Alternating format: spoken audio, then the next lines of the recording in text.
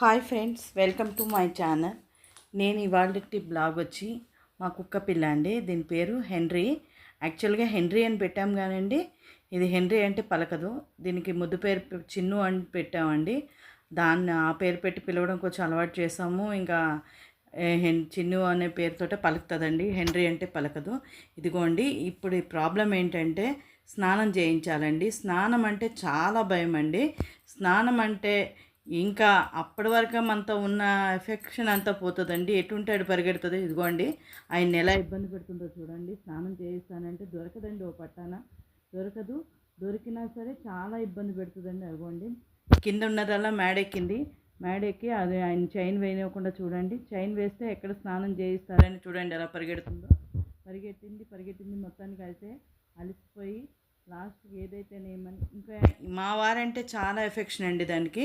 ఇంకా ఆయనతోటే స్నానం పోయిపించుకుంటుంది ఏదైనా సరే. మా దగ్గర అయితే అస్సలు మాట విందండి. ఆయన దగ్గర అయితే మటుకు చాలా వరకు మాట వింటుంది. ఇదిగోండి, దానికి స్నానం చేయించడానికి అయితే ఈ యొక్క షాంపూని మేము వాడతామండి. కొంచెం మా వరకు ఎంత చేయగలుగుతామో అంతవరకు దాని మీద మేము పెట్టుకుంటామండి. ఇదిగోండి, ఆయనతోటైతే ఎంత చక్కగా చేయించుకుంటుందో చూసారా స్నానం. ఇదిగోండి, దానికైతే యూస్ చేస్తాం, ఈ టవల్ అనేది యూస్ చేస్తాం. అలాంటివి 2 టవల్స్ యూస్ చేస్తామండి. ఇదిగోండి, మొత్తానికైతే మా చిన్ను దొరికింది. ఇవాళ స్నానం అయితే అవుతుందండి. వారానికి ఒక 2 టైమ్స్ చేయిస్తామండి. ఇదిగోండి, క్లీనింగ్ అవుతుంది. వర్షం కదండి, కొంచెం బయట బాగా మట్టి అది ఎక్కడికక్కడ కూర్చోవడం వల్ల నల్లబడింది. మొత్తానికైతే స్నానం చేయించామండి.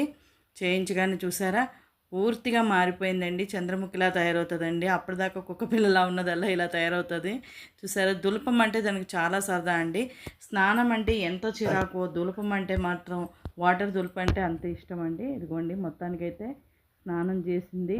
ఇదిగోండి, స్నానం చేసి ఆయనతో చక్కగా తుడిపించుకుంటుంది. చూసారా అండి, తుడిపించుకోవడం కూడా చాలా ఇంట్రెస్ట్గా తుడిపించుకుంటుందండి. ఎక్కడ కూడా వాటర్ లేకుండా. మళ్ళీ దులుపు చిన్ను అంటే అదే పనిగా దులుపుతూ ఉంటుందండి వాటర్ అయితే. ఇదిగోండి, మొత్తానికైతే రెడీ అయిపోయింది. చూసారా, డ్రెస్సింగ్ కూడా అయిపోయింది. ఇప్పుడు ఏంటంటే నెక్స్ట్ పని బయటికి తీసుకెళ్ళమని పేచీ పెడుతుందండి. ఎందుకంటే దాని పని అది మనం చేసేటప్పుడు మనం ఎలా యూస్ చేసుకున్నామో దాని పనికి అది అలా యూస్ చేసుకుంటుందండి. మొత్తానికైతే రెడీగా ఉంది. అయితే ఈయన అంటున్నారు, అన్నం పెట్టేశాక కొంచెం అన్నం తిన్నాక తీసుకెళ్తానని చెప్పారు. మొత్తానికి అన్నం పెట్టామండి. కొంచెం అన్నం పెట్టినప్పుడు మనల్ని అయితే ఇంత పిసరు కొంచెం దగ్గరికి కూడా రానివ్వదండి. ఇదిగో, మొత్తానికైతే అన్నం తిన్నది. ఇదిగోండి, వెళ్ళడానికి రెడీగా ఉంది. మీకు ఈ వీడియో నచ్చినట్టయితే లైక్ చేయండి, షేర్ చేయండి, సబ్స్క్రైబ్ చేయండి ఫ్రెండ్స్.